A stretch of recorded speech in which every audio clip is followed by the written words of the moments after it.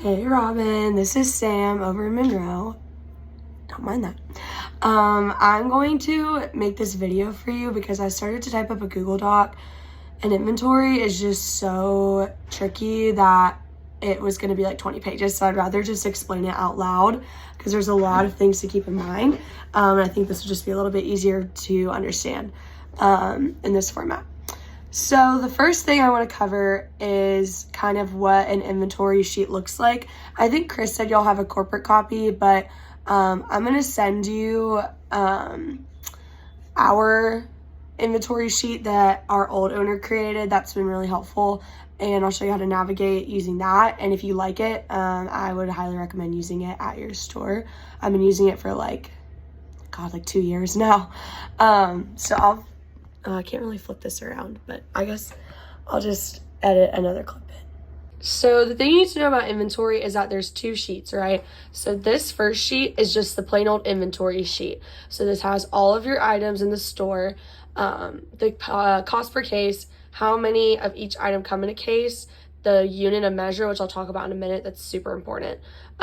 Your beginning counts, your end counts, prices, and then costs per unit.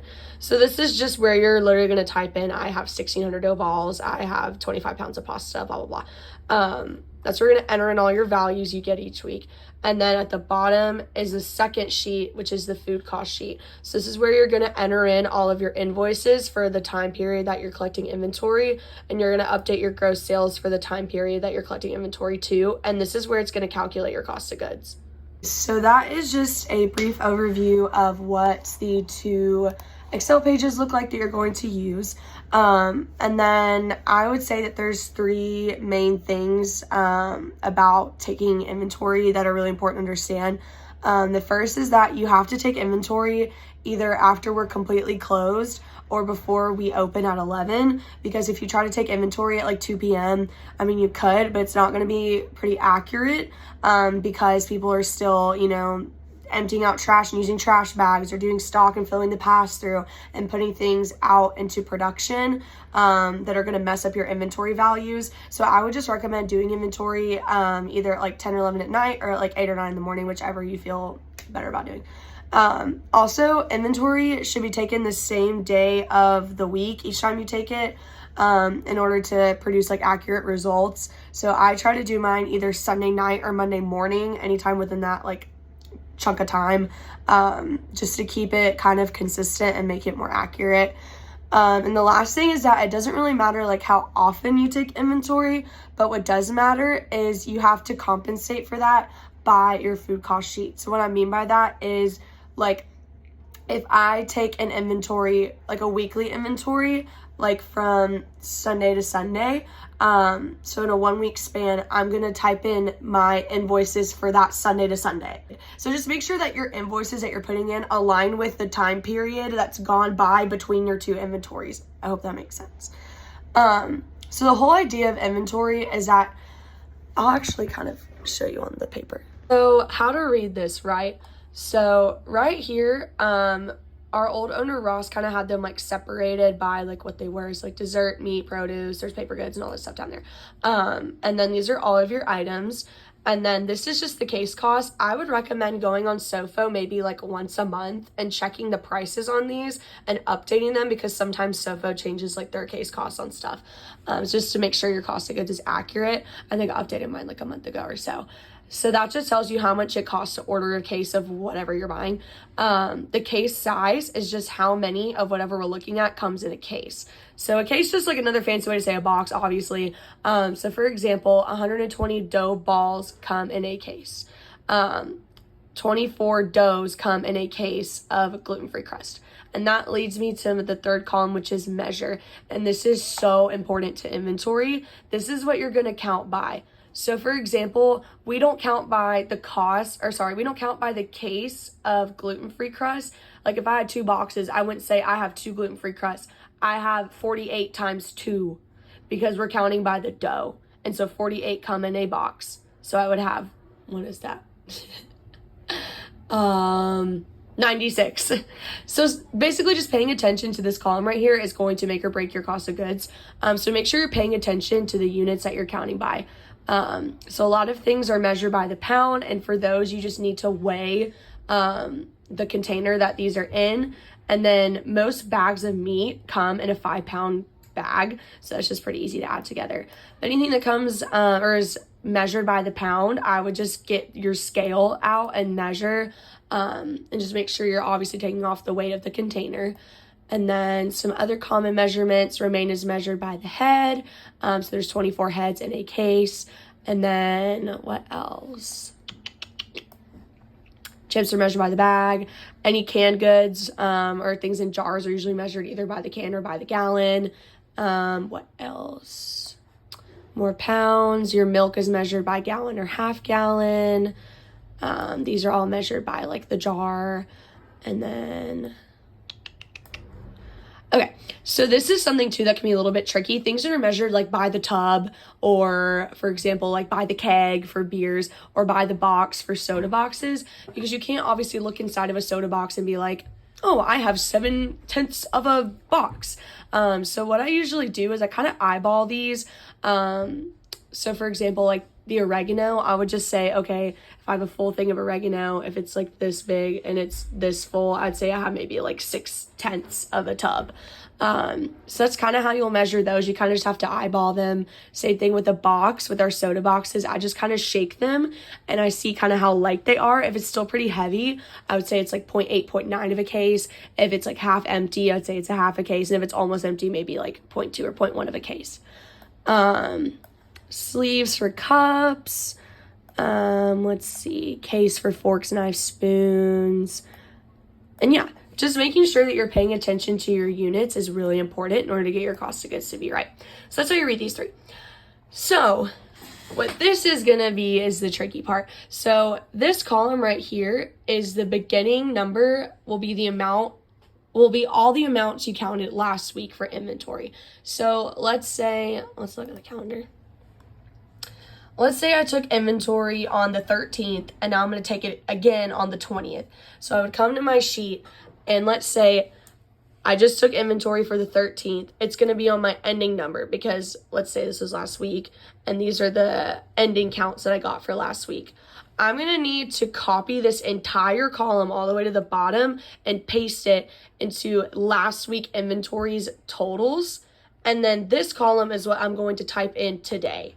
So this is always your today column and this is always your last week column. So just make sure when you open up your inventory file to start it for the inventory you just took, you shift these numbers over and type in what you just got. So that's what these 2 are for.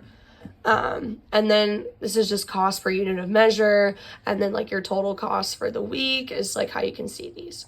So that's how to read this sheet. Okay, and then that leads me to the food cost sheet. So this is where you're going to type in all of the invoices. You only need to type in invoices that are food or paper product, chemical, beer, wine related. Like don't put like UniFirst or Cintas or the pest control guy or the window cleaner guy. That doesn't have anything to do with like inventory or like, food costs or anything. So this is where you'll type in like Walmart receipts, all of your SOFO invoices. If you have to, like run to CVS for something, if you get a beer order, you'll type it in here. So you'll put in the date, the supplier, the invoice number. This one I couldn't find my invoice for SOFO, so I just had to go on the website. And then these are broken down by the column. So for SOFO, I try to kind of like keep it separate like it does on the invoice. And then there's formulas in here that'll go ahead and add it up at the end. So just type in all of your invoices for the time period that you're collecting inventory. And then at the end, you'll go in for your gross sales and go into NCR and select the time period that you're collecting that inventory for.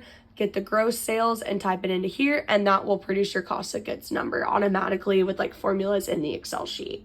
And the last thing is that's how you type everything in once you get it, like once you collect your inventory, but I haven't told you how to actually collect it. So I'm gonna send you a copy of my taking inventory Excel sheet. It's a different one, but it lines up with the one I just showed you that's like actually used for cost of goods. And this is, I print this off probably like once every 4 months, because I take my inventory like bi-weekly because I'm just busy. So what I do is there's dates at the top, and then it just has all my items right here, and then the unit of measure, and it tells me what to count by. So my unit of measure just tells me like how many come in a case. So for example, like I've kind of just memorized a lot of this stuff over the years, but like there's 24 heads in a box of romaine. And then this unit right here tells me what to count by. So anyways, so you just go through the sheet and then just go ahead and like write things down as you're counting them. And then at the top, it's also really helpful for like your items you have to weigh. This will tell you the weight of each container. So for example, like sausage is usually kept in like a 12 quart. So I'd weigh the whole thing and then subtract 2.4 pounds, which is the weight of a 12 quart container, and then just get my sausage. Something else I want to point out is it's a little bit tricky with some of the items specifically in the walk-in. A lot of our food items are counted kind of weird, in the sense that like we only count what is not in production. So for example, for all of our canned goods like banana peppers, black olives, pineapples, artichokes, marinara, I'm only gonna count the cans. I'm not gonna count what was taken out of a can and put into a container in the walk-in, because my unit of measure for all of those items that are canned are cans. So I'm not gonna count what's in a container in the walk-in for the canned items because I'm counting by the can. So I'm gonna count how many cans there are instead. Oh, that makes sense. Anything that's not measured by the pound in the walk-in, you don't have to weigh by the containers. Like if you keep your cut romaine in a container, romaine's counted by the head, and that is technically, the cut romaine is in production, so you don't have to count the cut romaine, just count the heads of romaine. Same thing with like spinach. If you put your spinach in a container, it's counted by the bag, so you just need to count how many bags you have left. And then for things that are counted by the pound, if you have like a case of sausage or a few bags of sausage, you still need to count those and what's in the containers for stock, because you're counting by the pound.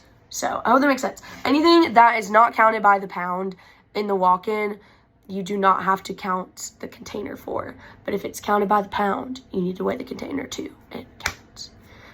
I know that's very confusing. But if you have any questions, I've been doing this for like 2 years. I've got it pretty down packed now. So if you have any questions, please feel free to email me, or I'll send you my number and you can call me or text me. That's fine. And I will be glad to help. But yeah, I hope this was helpful, and let me know if you have any questions.